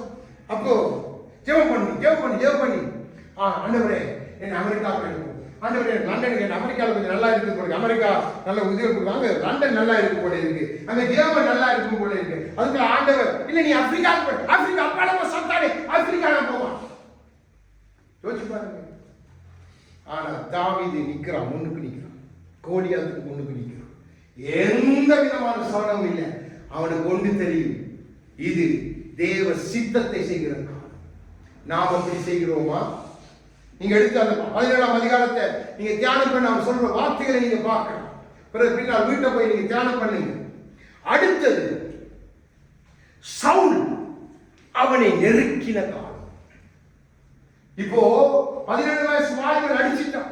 ஒரு வருஷம் தனக்கு ஆயுததாரியாய் அவனை பாட்டுப்படி அந்த ஆவியெல்லாம் மிதந்து அப்படியே இருந்த தாவீது பின்பாக அவன் 13 வருஷங்கள் அலைந்து திரிந்தான். அதுல ஒரு வருஷம் சவுலோடே இருக்கிறான். அதற்கு பின்பாக சவுல் அவனை உயர்த்தியானால் அவனை வேட்டையாட தொடங்கினான். சவுல் அவனை வேட்டையாட தொடங்கின காலம் சரியாய் 12. ஏண்டா 30 வயசுல அவன் சமஸ்த இருக்கும் தன்னை ராஜாவாக அபிஷேகம் பண்ணி 40 வருஷம் இஸ்ரவேலை அரசாளுகிறான். அப்போ சவுல் அவனை நெருக்கின காலம். யோசிச்சு பாருங்க, போய் மனைவியோட கட்டில படுக்கலாம். ஏண்டா சவுல் ஆட்களை அனுப்புகிறான். கட்டிலோட அவன் சுகம் இல்லை, அப்படித்தான் மீகால் சொல்லுகிறான். சுகம் இல்லை, படுத்திருக்கிறான். சவுல் சொல்லுகிறான், அவன் அப்படியே கட்டிலோட தூக்கிடுவாங்க, நான் அவனை உருவ குத்தினேன். படுக்க கூட தாவீதுக்கு நிம்மதி இல்லை. யோசிச்சு பாருங்க. அங்க போய் மலையில் ஒழிஞ்சிருக்கிறான். அப்ப அங்க குறுகிய வேட்டையாட போல என்ன வேட்டையாட வந்தீரோ? சவுல் நெருக்கின காலத்திலும் சவுலை தேவன் அங்கே சந்தர்ப்பத்தை கொடுத்து பார்க்கிறார். இப்ப தாவீது என்ன செய்கிறான்? தன் காலத்துக்கு முன்பாய் சவுலை கொண்டு விட்டு ராஜ்யத்துக்கு வருவானோ என்று தேவன் ஒரு சோதனை வைத்து பார்க்கிறான். ஆனா அவன் சொல்லுகிறான், என் இதயம் அடித்துக் கொள்கிறது, என் இதயம் அடித்துக் கொள்கிறது, நான் இவரை எப்படி நான் கொள்ளுவேன்? என் இதயம் அடித்துக் கொள்ளும், மனசாட்சி அடித்துக் கொள்ளுகிறது என்று சொல்லுகிறான். கூட கொஞ்சம் விடும், நீர் குத்து உமக்கு பயப்பட விடு, நான் ஒரே குத்து, 2 குத்தும் இல்லை, முடிச்சிருவேன். நீர் தான் ராஜா, அடுத்து நான் தான் மந்திரி. நாங்க சமத்துவம், நீங்க ராஜா, நீங்க தான் பிரதான ஊழியர். போதும், அடுத்து 2ஆவது நாங்க, அடுத்து 2ஆவது நாம சபை ஆரம்பிப்போம். நமக்கு அழைப்பு இல்லை, சித்தம் இல்லை, நாம வேறு விதத்தில் சிந்திப்பான தாவீதோ அந்த சந்தர்ப்பத்தை தள்ளி போட்டு சவுலை கொல்லாமல் விடுகிறான். அவர் தன் காலம் முடிந்து மறைக்கட்டும் என்றார். தேவனுடைய காலத்திலே அவர் தன் வாழ்வை முடித்த பின்பாய் நான் எனக்கு நியமித்த ஸ்தானத்துக்கு வருவேன். அப்படி நம்ம இருக்க, நம்மை தேவன் 10 வருஷம் கீழே வச்சிருந்தா இருக்க கற்றுக்கொள்ள, நம்மை தானாய் தேவன் உயர்த்துவார். நம்ம அதுக்கெல்லாம் குறுக்கு வழியெல்லாம் முயற்சி செய்யக்கூடாது. போதற்கு விரோதமா பேசிட்டு அதை அடிச்சுட்டு இதை உதச்சிட்டு வெளியில போய் நாங்களும் சபத்துடன், இதெல்லாம் குப்பை. இது தேவ சித்தத்துக்கு விரோதமான காரியம். ஒரு போதர் இடத்துல சொன்னார், எங்க சபையில நாங்க 500-600 விசுவாசிகளுக்கு மேல பிரதர். ஆனா ஒரு ஆள் வந்தார், திடீரென்று ஒரு நாள்ல 100 விசுவாசிகளை கொண்டு போயிட்டு இப்ப சபை தொடங்கி இருக்கிறார். சபை தொடங்கினார். ஆனா அவருடைய மகளுடைய மகன் கல்யாணம் கட்டி ஒரு 6 மாசம் இல்லை, மருமகனை இழந்துட்ட. மகன் விதவை. நம்ம நம்ம எப்படி பார்ப்போம்? பரவாயில்லை, அல்லது ஆண்டவர் நம்முடைய 100 ஆத்மா சும்மா இல்லை, உடனே கிடைச்சிட்டு சபையை தொடங்கி நம்ம எல்லாத்தையும் கூட்டு சேர்ப்போம். கல்லன், கொள்ளைக்காரன், திருடன் எல்லாம் தேவ சமூகத்தை விட்டு பின்வாங்கி போன எல்லாத்தையும் கூட்டு சேர்ப்போம். அதுதான் நமக்கு சரி, நம்மளுடைய ஆவிக்கா தான் சரியா போகும். ஆனா தாவீது தேவ சித்தத்தை செய்தான். சவுலால் நெருக்கப்பட்ட பொழுது அவன் செய்தது தேவ சித்தம். நெருக்கப்படு துன்பப்பட்டாலும் தேவ சித்தம் செய்கிறான். அடுத்த காரியம், பெலிஸ்தியர் மறுபடியும் வந்த காலம். எடுங்க 2 சாமுவேல் 5வது அதிகாரம். அந்த வசனத்தை உறுதிப்படுத்தும்படி அவர் காண்பித்துக் கொள்கிறார். அங்கும் அவன் செய்தது தேவ சித்தமே.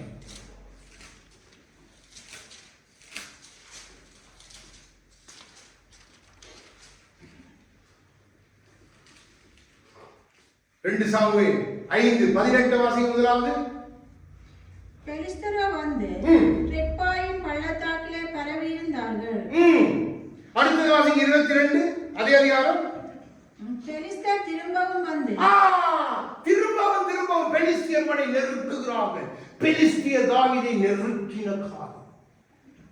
பெலிஸ்தியர் அவனை ஒரு குருவை போல அங்கே படையெடுத்து தேடி வராங்க. ஆனா தாவீதுக்கு எல்லாத்திலும் தேவன் ஜெயம் கொடுக்க அவன் செய்தது தேவ சித்தத்தை கேட்கிறான். ஆண்டவரே, பெலிஸ்தியர் வந்துட்டாங்க, நான் என்ன செய்யட்டும்? நான் சொன்னி போ, ஒப்பு கொடுப்பேன். எப்படி முன்னுக்கு இருந்து பாயா, பின்னுக்கு இருந்து ஆனா முன்னாடி இருந்து பா. திருப்பி மறுபடியும் வந்துட்டான். ஆண்டவரே, நான் என்ன செய்யட்டும்? முதல்ல அடிக்கவன தூக்கி வந்தானே, இப்ப ஒரு அடிச்சு நான் தூக்குவேன். அவன் கேட்கிறான். ஆண்டு சொல்றான், இப்ப நீ பின்னால அந்த சத்தம் கேட்கும் பொழுது போ, உனக்கு ஜெயம் கொடுப்பேன். அப்போ நம்மை பெலிஸ்தியரை போல சாத்தா மறுபடியும் அடிப்பான். வெண்டாளையும் பார்த்தா யாராவது வந்து பேசிட்டு போயிருப்பான். அந்த துக்கமே போயிருக்கான். திருப்பி இன்னொருத்தம் வருவான். நின்று நம்ம வசப்பாடிட்டு போவாங்க. பெலிஸ்தியரை போல நெருக்கி வருவோம். ஆனால் நாம் அந்த இடத்துல எப்படி இருக்கிறோம்? தேவன்கிட்ட வந்து ஒப்பு கொடுத்த ஆண்டவரே மன்னிங்க, நான் என்ன செய்யட்டுமோ அதை நீங்க எனக்கு சொல்லித்தாங்க. அவ்வளவுதான். அப்படி நம்ம செய்கிறோமா? இல்ல, நாம் நம்முடைய சித்தத்தை செய்யறோம். அப்போ நெருக்கப்பட்ட நேரத்தில் தேவ சித்தம் செய்த தாவீது போல நம்ம இருக்க. கோலியாத் நெருக்கின காலம், அதே போல சவுல் அவனை நெருக்கின காலம், பெலிஸ்தியர் நெருக்கின காலம். அடுத்த நாள் தாவீது பைத்தியமாய் நடிக்கிறான். ஒரு நம்ம சில நேரத்தில் நம்ம வாழ்க்கையில சில காரியங்களை நம்ம ஏதோ ஒன்றுக்கு முடியாதவர் போல கத்தை நிறுத்தி வச்சிருப்போம். நம்ம கிளி கிழிச்சு நாரா நம்ம ஏதோ பைத்தியார மாதிரி ஒன்றும் தெரியாதவங்க போல இக்க ஆண்டவர் வச்சிருப்பான். அது தேவனுடைய சித்தமா இருந்தா அதுக்கு தேவன் நம்ம ஏதோ ஒரு காரியத்துக்காக நம்ம அதை ஒப்பு கொடுக்க. பாருங்க, பெரிய பாடல், பெரிய யுத்த வீரர், அநேக யுத்தங்களை நடத்தினார். சாதாரணமான யுத்தங்களை தாவீது கிட்டத்தட்ட 65 யுத்த களங்களை சந்தித்த யுத்த வீரர். வரலாறு எழுதி வைத்து 65 யுத்தம் ஒன்றுல கூட தூக்கி இருந்தார். சாதாரண காரியம் அல்ல. நீங்க யோசிச்சு பார்க்கணும். அந்த குவாலிட்டி நமக்கு நம்மளை நோக்கி யுத்தங்களை நம்ம ஜெயிச்சு முன்னேறணும். தாவீதை போல அவன் சொன்னான், ஆண்டவரே, உம்மாலே நான் ஒரு சேனைக்குள் பாய்வேன், உம்மா நான் மதில்களை தாண்டுவேன். 1 சாமுவேல் 21 அதிகாரம். 1 சாமுவேல் 10:12 வாசிங்க. அன்றைய தினம் தாவீது எழுந்து சவுலுக்கு தப்பியோடி காத்தின் ராஜாவாகிய ஆகீசினிடத்தில் போனான். ஆகீசின் ஊழியக்காரர் அவனை பார்த்து, தேசத்து ராஜாவாகிய தாவீது இவன் அல்லவோ? சவுல் கொன்றது 1000, தாவீது கொன்றது 10,000 என்று இவனை குறித்தல்லவோ ஆடல் பாடலோடு கொண்டாடினார்கள் என்றார்கள். இப்ப சாத்தா வந்து இப்படித்தான் எடுத்து விடுவான். இப்ப இவன் இன்னும் ராஜா இல்ல, ராஜா சவுல். ராஜா இவனை வேட்டையாட தேடுகிறான். இவன் ராஜாவுக்கு ஊழியக்காரன். இவன் ராஜாவுக்கு பயந்து ராஜாவுக்கு தீமை செய்யக்கூடாது என்று சொல்லி கோலியாத்திர பட்டயம் கையில, சாதாரண பட்டயம் இல்லை, கோலியாத்திர பட்டயம். நல்ல பாடகன், பாடினா பிசாசெல்லாம் ஓடுகிற அளவுக்கு ஆராதனை வீரன், ஞானத்தில் தோறினவன். ஆனா சூழ்நிலை அவனை பைத்தியம் போல நடிக்க வைக்குது. இப்போ அவன் அதை தேவனே சொல்லி கொடுத்துப்பான். நீ அப்படி நான் ஏனென்றா ஆகிஸ் சொல்லியிருப்பான், வந்துட்டான் இவனா 10,000 பேரை கொண்டவர். அப்ப இவன் தான் அடுத்த ராஜா, இவனை நான் போட்டு தள்ளட்டேன். ஆனா ஆகிஸ் என்ன சொல்லுகிறான்? என்னிடத்துல பைத்தியக்காரனுக்கு இடமில்லைன்னு சொல்லியா, இவனையும் என்னுடைய முன்னுக்கு கொண்டு நிப்பாட்டிக்க திறத்தி விடுங்க. அங்கிருந்து தேவன் தாவீதை தப்ப பண்ணுகிறார். அது தேவ சித்தம். தேவன் அப்படி நம்மை நிறுத்துவார். ஒன்றுமில்லாத இடத்திலும் பைத்தியம் போல நீங்க சில நேரம் செயல்படுங்க. ஒன்றும் தெரியாது போல பேசுவார் சிஸ்டர் ஆரம்பிக்கு நன்றி நன்றி ஒரு வார்த்தையை கத்திராசிங்க நன்றி. நம்ம பைத்தியம் போல போகணும். இல்லாட்டி சில நேரம் கேட்காத போல போக வேண்டும், சில நேரம் பார்க்காத போல போக வேண்டும். நமக்கு பின் இது பெரிய ஊழியக்கா அப்படிதான் ராஜா வேற அவன் ஊழி சாதாரணமான ஒரு ஸ்தானத்தில் இருக்க, இன்னும் ராஜாவாய் அரியணையில் ஏற இல்லை. ஆனால் சாத்தா அப்படித்தான் கொண்டு கொடுப்பான், அப்படித்தான் கொண்டு கொடுப்பான். மிக கவனம். அந்த நேரத்திலும் தேவ சித்தம். பைத்தியமா நடித்த காலத்திலும் தாவீது செய்தது தேவ சித்தம். அபிஷேகம் பெற்றவன், சாதாரண அபிஷேகம் இல்லை. அவனுக்கு முன்னுக்கு ஒருவர் நிற்க முடியாத அபிஷேகத்தை பெற்று தாவீது என்ன சொல்ற, எனக்காக யாவையும் செய்து முடிப்பார் என் தேவன் என்ற அந்த அபிஷேகத்தை பெற்றவன். அதாவது 65 யுத்தங்கள் அவனை யாரும் ஒன்றுமே செய்ய முடியல. அவன் யுத்தத்தில் மறிக்க இல்லை, சமாதானமாய் அவன் கர்த்தருக்குள்ளே நித்திரை அடைகிறான். அப்ப யோசிச்சு பாருங்க, இது எப்படி சாத்தியமாயிற்று என்று. அவன் எந்த நேரமும் அவரை நோக்கி கொண்டிருந்தபடியினால் அவன் தேவ சித்தத்தை அந்த காலத்திலும் செய்கிறான். அடுத்தது மகனால நெருக்கப்பட்ட காலம். அங்கேயும் நான் கிணக்க தெரிஞ்சபடியாக நம்ம வாசிக்க தேவையில்லை. அப்சலோமால நெருக்கப்படுகிறான். அங்கேயும் அவன் தேவ சித்தத்தை தான் செய்கிறான். மகனை நினைச்சிருந்தா அவன் சிறைப்பிடித்திருக்கலாம். ஏன்னா அவன் அங்கே கட்டளை கொடுக்கும் பொழுது அப்சலோம் மெதுவாய் நடந்துங்கன்னு சொல்றான். அப்ப கொள்ற சித்தம் அவனுக்கு இருக்கே இல்லை. என்ன மகன் கொள்ள முடியாது. ஆனா தேவன் தன்னுடைய அபிஷேகம் பண்ணின தன் பிள்ளைக்காக அவன் செய்தது மிகவும் தாறுமாறான காரியம். தகப்பனுடைய மறுமணி ஆட்டியருடைய எல்லார கண்ணுக்கு முன்பாக அசிங்கத்தை நடத்தினான். அதுதான் தேவன் அவன் மேல வைத்த கோபம். என்றா அது சட்டம் சொல்லப்பட்டிருக்கு. அப்படிப்பட்டவனை கல்லறிஞ்சு கொள்ளுங்க. அதை தாவீது நிச்சயமா செய்திருக்க. ஆக தேவன் யோவாபின் கையினால் அவனை முடிக்கிறார். நன்றாக விளங்கிக் கொள்ளுங்க. அங்கேயும் தேவ சித்தத்தை செய்கிறான். அடுத்தது பரிகாசத்தின் மத்தியிலும் தேவ சித்தம். சீமை வருகிறான். தாவீது பெரிய ராஜா. சீமை தாவீதுக்கு முன்பாக ஒன்றுமே இல்லை. தாவீது உடனே வெட்டி தள்ளிட்டு போயிட்டே இருந்திருப்பான். யுத்த கரங்களை கண்ட மனிதன், யுத்தத்துக்கு பயப்படாத கோலியாத்தை அடித்து முடித்தவன். அப்படிப்பட்டவன் பரியாசத்தின் மத்தியிலும் சொல்லுகிறான், என் நிந்தையில் பார்த்து என் தேவன் என்னை மீண்டுமாய் கொண்டு. அதான் தேவ சித்தம். சிமையுவ அவன் கொல்லவே இல்லை. அவன் தன் மகனுக்கு தான் சொல்லிட்டு போறான், இவனை எப்படி நடத்தணும் கொல்லன்னு கூட சொல்லி, இவனை எப்படி நடத்தணுமோ அப்படி நடத்து என் மகன் சாலமோனே என்று சொல்லிட்டு கர்த்தருக்குள்ள நித்திரை அடைகிறான். அப்போ தாவீதுடைய வாழ்க்கையில இப்படிப்பட்ட சூழ்நிலைகள் எல்லாம் தேவ சித்தம் செய்யலாம். நம்முடைய வாழ்க்கையில் எல்லாம் வரும். ஒன்று நம்ம எல்லாருக்கும் இப்படிப்பட்ட சூழ்நிலை வரும். பரியாசம் வரும், நம்மை நெருக்குவார்கள், நம்மை தூஷிப்பார்கள், நமக்கு எதிராக இருந்து கோஷம் விடுவார்கள். ஏதோ பைத்தியார்ன போல பைத்தி வாங்க கிறிஸ்து கிறிஸ்து என்று போறேன். ஹே கிறிஸ்துவா என்னத்தை சாதிக்க? ஒன்று சாதிக்க இல்லை, பைத்தியம். ஆனா நமக்கு ஒரு பைத்தியம், அது கிறிஸ்து. வெளியில் இருக்கிறவனுக்கு பல பைத்தியம். நன்றாக இதெல்லாம் நம்ம பயப்படவே கூடாது. நம்முடைய சொல்லுவாங்க பைத்தியம், பைத்தியம் என்ன உங்களுக்கு பைத்தியமாக முடியும் அப்படி கேட்பாங்க. மொத்த கேட்பாங்க பைத்தியம். எந்த நேரம் இயேசு இயேசு கவலைப்படாதீங்க. நமக்கு ஒரு பைத்தியம் கிறிஸ்து, அது ஜீவனுக்கு நேரம் நடத்தும். அவனுக்கு பல பைத்தியம். பிள்ளையை குறித்த பைத்தியம், அவனுக்கு பணத்தை குறித்த பைத்தியம், இன்னுமாய் அவனுடைய பொருளை தன் அப்படி வாழ் பல பைத்தியம். அவன் ஒரு நாளைக்கு மென்டல் ஹாஸ்பிட்டல்ல போய் சாண்டவாய் எங்க நரகத்துக்கு. அப்போ நமக்கு அது இல்லை. அப்போ இது தேவனுடைய பரிபூரண சித்தத்தை செய்த மனிதன். அப்போ நம்முடைய வாழ்க்கையிலும் நம்ம பரிபூரண சித்தத்தை நம்ம செய்யாத பட்சத்துல நமக்கு என்ன நடக்கும்? நான் 2-3 பேரோட வாழ்க்கையில உங்களுக்கு சிம்பிளா சொல்லி முடிச்சு. முதலாவது லோத்துடைய வாழ்க்கையில நீங்க பாருங்க, தேவன் சொல்லுகிறார் அந்த மலைக்கு ஓடிப்போ. இப்போ அது தேவ சித்தம். நம்மை பார்த்து சிலரம் தேவன் சொல்லலாம், இந்த இல்லை நீ அந்த இடத்துல போய் இரு என்றால் நம்ம அந்த இடத்துக்கு போறதுக்கு நம்ம ஆயத்தம். ஆனா லோக் சொல்ல, ஐயோ ஆண்டவரே என்னால முடியல, ஒன்று செய்யுங்க, இந்த பக்கத்து ஊருக்கு நான் போறேன். அப்போ தேவன் அதுக்கு சம்மதித்து மாற்று திட்டத்தை சொல்ல, சரி போ, சரி போ. இது தேவனுடைய பரிபூர்ண சித்தம் அல்ல, மாற்றப்பட்ட சித்தம். இந்த மாற்றப்பட்ட சித்தத்தின் நிமித்தம் லாட் விட்டுட்டு போனது அவமானம். தேவன் விட்டுட்டான், அவன் தான் மாற்றி கேட்கிறான். தேவ சித்தத்துக்கு தன்னை தாவீதை போல ஒப்பு கொடுக்கல, ஆபிரகாமை போல ஒப்பு கொடுக்கல. அவன் தன் சித்தத்து, அப்படித்தான் ஆபிரகாமிலிருந்து பிரிஞ்சு போறான்.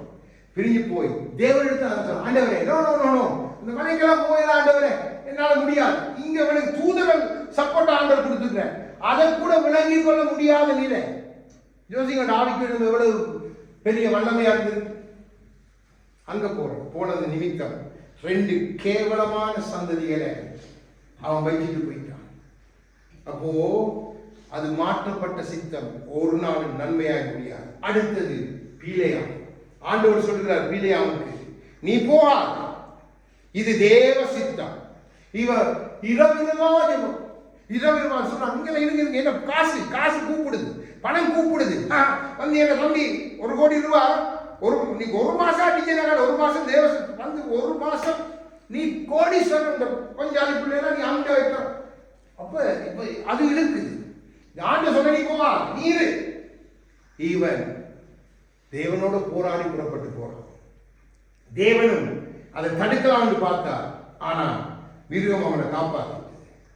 ஆண்டு சொல்ல, இப்ப போ, ஏன்னா தேவன் ஒரு காரியத்தை செய்ய இருந்துச்சு. அவங்க தன் ஜனங்களை இவனை கொண்டு ஆசீர்வதிக்க. அப்போ ஆனா பின்னால பீலேயாம் பட்டயத்தால் அதே இஸ்ரவேலுக்கு எதிராய் தேவன் போக வேண்டாம் என்று சொல்லி அவனுக்கு தன்னை சித்தத்தை வெளிப்படுத்தி அதை கேட்காம தன்னை மாற்று சித்தத்தை அதே பட்டயத்தால வெட்டப்பட்டு மறித்து போகிறான். அடுத்தது எசேக்கியா. நம்ம எல்லாருக்கும் தெரியும், ஆண்டவர் எசேக்கியாவுக்கு சொல்லுகிறான், உன் வீட்டுக்காரங்களை ஒழுங்குபடுத்தி எசேக்கியாவை நான் உன்னை எடுத்துக்கொள்ள போறேன். அந்த இடத்துல கொஞ்சம் ஆவிக்குரிய மனிதனா இருந்திருந்தா, ஆண்டவரே உம்முடைய சித்தம் அப்படி என்றா நான் அதற்கு என்னை ஒப்புக் கொடுக்க. பாருங்க, அவன் யுத்தம் வரும்பொழுது போய் சொன்னா, கேருபீன்கள் சேராவின்கள் மத்தியில வாசம் பண்ணுகிற தேவரீர் ஒருவரே, வானத்தையும் பூமியை உண்டாக்கின கர்த்தர், மனிதர்மை நிந்திக்க விடாதிரும் ஆண்டவரே என்று பெரிய ஜெபம் இது. இப்ப தனக்கு வந்துட்டு ஆண்டவர் சொல்றார், நன்மைக்கு எதுவாய் தேவன் அதை சொல்லி இருக்கிறார். அவன் தீர்க்கதரிசி ஊழியக்காரன் சொல்றார், வீட்டுக்காரங்க அதுக்கு டைம் கொடுக்குறார் ஆண்டவர். சொல்ற, ஆண்டவரே நான் செய்த பாவம், செய்யாத பாவம் இதெல்லாம் இருக்குதே, நான் நன்மை செய்ததும் இருக்கே என்று கண்ட லிஸ்ட போட்டு வானதுல சரி அடுத்த மாற்று திட்டத்தை கொடுக்கிறார். சரி, 15 வருஷத்தை உனக்கு கூட கொடுக்கிற எசேக்கியாவே. இப்போ தேவன் இவனை மரணத்துக்கு உட்படுத்த அழைக்கும் பொழுது இவனுக்கு பிள்ளை இல்லை. அந்த 15 வருஷத்துல பிறந்தான் ஒருத்தன், மனாசே. இஷ்ட வேலையை அழித்ததே 52 வருஷம் ஒரு ராஜா அவனுக்குள் அரசாட்சி செய்யல. அந்த மனாசே இஷ்ட வேலையை முழு விக்கிரகத்தால் நிறைத்து தகப்பனுடைய எல்லா நீதிக்கும் புறம்பாய் செயல்பட்டு அந்த தீர்க்கதரிசி ஊழியக்காரனே வாழ வைத்து 2ஆய் அறுத்து பிளந்து பேய் மனிதனாய் பேய்த்தனமான காரியத்தை செய்கிற ஒரு சந்ததியை எசேக்கியா விட்டுட்டு போயிட்டான். தேவ சித்தத்துக்கு ஆண்டவரே உம் சித்தம் எண்ணில் ஆக கடவுது என்று சொல்லியிருந்தான் என்று சொன்னால் தேவன் இறங்கி அவனுக்கு மாற்று திட்டம் கொடுத்திருப்பார். ஆனா இவன் ஆண்டவரே நான் செய்ததெல்லாம் நினைச்சு பாரு. இப்படித்தான் நம்முடைய செயலர்கள், ஆண்டவரே இதென்று பாரு, நான் இந்த தேசத்தில் இருந்தால் தான் ஆண்டவரே நல்லா இருக்கும், இங்கதான் ஆண்டவரே எனக்கு அந்த காசு வரும், இந்த காசு வரும், அங்க போயிட்டு அதுவும் இல்லை, இங்க இருந்தா உட்காந்து பென்ஷனையாவது ஒரு 67 வயசுல பென்ஷன் எடுத்துக்கொள்வேன், எடுத்துட்டு நான் அதை செய்வேன், என்னை இங்கே விட்டு வையும், அது பிரச்சனை ஊழியம் 67 வயசுக்கு பிறகு நான் வந்து பொண்ணு பிடிச்சாவது நான் நமக்கு ஊழியம் செய்கிறேன், குனிஞ்சாவது ஊழியம் செய்கிறேன், என்னை காப்பாற்றி வைங்க ஆண்டவரே என்றா ஆண்டவர் விட்டுருவேன். ஓகே, என்ன இறக்கம் உள்ளதா விட்டுருவா. இது 67 வயசுல நீ பென்ஷன் எடுக்க போற டைம்ல உன்னை தூக்கி கவனமாயிருங்க. அப்படியெல்லாம் ஒரு திட்டங்களை ஒரு நாளும் வைக்காது. நாளைக்கு இருப்பது தாவீது சொன்னது போல என் ஜீவனை காட்டிலும் மேலான உன்னுடைய கிருபை. அப்போ நாம் நமது காலத்துல தேவ சித்தத்தை செய்யணும். நமக்காக தடைகளை நீக்கி போடுகிறவர், தாவீது பூட்டக்கூடாதபடி திறக்கிறவன், திறக்கக்கூடாதபடி பூட்டுகிறவனான திறவுகோலை நம் கரத்திலே நம்பி தந்த கர்த்தர் என்னையும் உங்களையும் பார்த்து சொல்லுகிறார், உங்க காலத்துல என் சித்தத்தை செய்து முடியுங்க, நான் உங்களோடு இருப்பேன். உங்களோடு உலகத்தின் முடிவு பரியந்தம் சகல நாட்களிலும் நான் இருப்பேன். உன்னை விட்டு விலகுவதும் இல்லை, உன்னை கைவிடுவதும் இல்லை. நீ என் சித்தத்தை செய்து, பவுல் சொன்னது போல, நல்ல போராட்டத்தை போராடினேன் ஆண்டவரே, விசுவாசத்தை காத்துக் கொண்டேன், இதோ எனக்கான ஜீவக்கிரீடம் கிறிஸ்து ஆயத்தமாயிருக்கு, வருகிறேன். யோசிச்சு பாருங்க. பவுல் சொன்ன, மரணமே உன் கூரெங்கே, பாதாளமே உன் ஜெயமெங்கே. லேசில வீரியம் தீண்டியும் அவனுக்கு மரணம் வர இல்லை. தேவ சிந்தம் இருந்தா பாருங்க, அதை தேவ நிறைவேற்ற நினைச்சிட்டா மரணம் உங்களோட தூர போயிடும். அதை விட்டு நீங்க உங்க சித்தத்தை செய்ய, நீங்க உங்க காரியங்களுக்கு உங்களை ஒப்பு கொடுத்தா அது நன்மையா முடியாது. அப்போ தாவீதை போல ஒரு சாட்சி நமக்கு கிடைக்காது, நம்முடைய கிறிஸ்துவ போல ஒரு சாட்சி நமக்கு கிடைக்காது. ஆண்டவர் சொன்னார், நீங்க எனக்கு சாட்சிகளாய் இருப்பீர்கள். எப்படி இருக்க முடியும்? என் சித்தத்தை செய்தா நீங்க என் சாட்சி. அப்போ தேவ சத்தம் நம்மை நோக்கி வந்திருக்கு. நம்முடைய வாழ்க்கையில நம்ம இருக்கிற காலத்தை நாம் அறிந்திருக்கிறோம், நம்ம இதை விட்டு வைத்திருக்கிற நோக்கத்தை நாம் அறிந்திருக்கிறோம். ஏதோ இன்னைக்கு நமக்கு கிடைக்கிற எல்லாத்தையும் வாரி வாரி போட்டு நானும் என் வீட்டாருமோ என்றால், கர்த்தாவே உம்மை தந்தானை துதிப்போமே, எனக்கு கொமுனையாலே 1000 யூரோ தந்தீரே, உம்மை நான் துதிப்பேன். அப்பா எனக்கு அதால 2000 யூரோ வந்துச்சு, உம்மை நான் துதிப்பேன் என்று நம்ம காரியத்தை செய்யாம, அப்பா உம் சித்தம் செய்வேன், உம் சித்தம் செய்து நான் நிறைவடைவேன். என் கருத்தில் கொடுத்திருக்கிறேன், மறைவான பொக்கிஷங்களை கொடுக்கிறேன். கோரேசுக்கு கொடுத்தத நோக்கம் உம் சித்தம் செய்ய. எனக்கு நீர் பணம் கொடுக்கிறீர் என்றால் உம் சித்தம் செய்ய. இந்த காலத்துல நான் செயல்பட, இந்த காலத்துல நான் நீர் சொன்னதை செய்து முடிக்க. நம்ம எத்தனை பேர் யோசிச்சு பாருங்க. நம்முடைய சபையில் இப்ப கொஞ்சம் பேர் தான் இருக்கிறோம். நான் வெளியாக்களை பற்றி பேசுகிறேன். எத்தனை பேர் உங்களுக்கு தெரியுமா, எல்லாத்தையும் எடுத்துட்டு பேங்க்ல சேர்த்து சேர்த்து சேர்த்து வச்சுட்டு கர்த்தருக்கு கொடுக்க வேண்டிய கொடுக்கறதே இல்லை. 10,000 கிடைச்சா, 10,000 யூரோ தந்தீங்க, நன்றி ஆண்டவரே, 100 யூரோ உங்களுக்கு. பெற்றது 10,000. அது எப்படி வந்திருக்கலாம்? அது தேவ கிருபையா உனக்கு வந்தது. தாவீது சொல்லுங்க, ஆண்டவரே உன் கரம் வந்துச்சு. எப்படி வந்துச்சு? பெலிஸ்தியர் இடத்துல இருந்து அடிக்க, அந்த அமலேக்கிய இடத்துல எல்லாம் நீர் கொடுத்தது. அவன் சேர்த்து வைக்கிறான். ஒரே நோக்கம் தான், உன் சித்தம் செய்ய, உன் காரியத்தை கட்ட. ஏன்னா நீர் மேலான இடத்துல வாசம் பண்ணணும் ஆண்டவரே. இந்த பூமியில நீ கூடாரத்துல வாசம் பண்ண அல்ல. அதுதான் தாவீது தேவனுக்கு பிரியமானது. நாம் நம்மை சற்று தாவீதுடைய ஸ்தானத்தில் நிறுத்திப்பார். இந்த காலத்துல நானும் நீங்கள் என்ன செய்து கொண்டிருக்கிறோம்? நானும் நீங்களும் எதை செய்யணும் என்று கர்த்தர் விரும்புகிறாரோ அதை நம்மோடு தெளிவாய் பேசுகிறார். கோலியாத்தின் கோஷங்கள் வரலாம், இல்ல பெலிஸ்தியர் உங்களை நெருக்கிற மாதிரி வரலாம், இல்லை நீங்க பைத்தியமாய் நடிக்கிற அமர்ந்திருக்கிற காலம் கூட வரலாம். ஆனா அதிலும் தேவ சித்தம் நிறைவேறிட்டுதா? ஒருத்தன் வந்து தூசிக்கிறான், ஒரு கொசு போல தாவீதுக்கு முன்பாக. தாவீது வாயை மூடிட்டு போறான். ஆண்டவர் அதற்கு பதில் செய்கிறார். நம்ம செய்யக்கூடாது. சிலர் வந்து பேசுவாங்க, எல்லாம் நம்மளுக்கு தான் தெரிய வேண்டிய லிஸ்டா பேசுவாங்க. அந்த இடத்துல நம்மால ஒண்ணும் செய்யாம நம்ம கையை கட்டி நின்றமா, அது தேவ சித்தம். அப்போ தேவ ராஜ்யம் மகிமைப்பட்டிருக்கு. சபாஷ், என் பிள்ளை என் இதயத்துக்கு ஏற்றதை செய்வான். அதை நம்ம செய்யணும். நம்ம வெளியில பயங்காட்டுறோம், அப்படி இருக்கு, அதுக்கு செவி கொடுத்துட்டு நம்ம வந்து துப்பினோம்டா தேவ சித்தம் முடிஞ்சது. கோலியாத் ஜெயிச்சிருவான். காவணும், கோலியாத்தின் கோஷங்களை நம்ம அடக்கணும். அவனுடைய நெருக்குதலுக்கு நம்ம போகக்கூடாது. அப்போ தேவ சமூகத்தில் எழுதி நின்று அவரை பாடி நாம் துதித்து ஒப்புக் கொடுக்க போகிறோம்.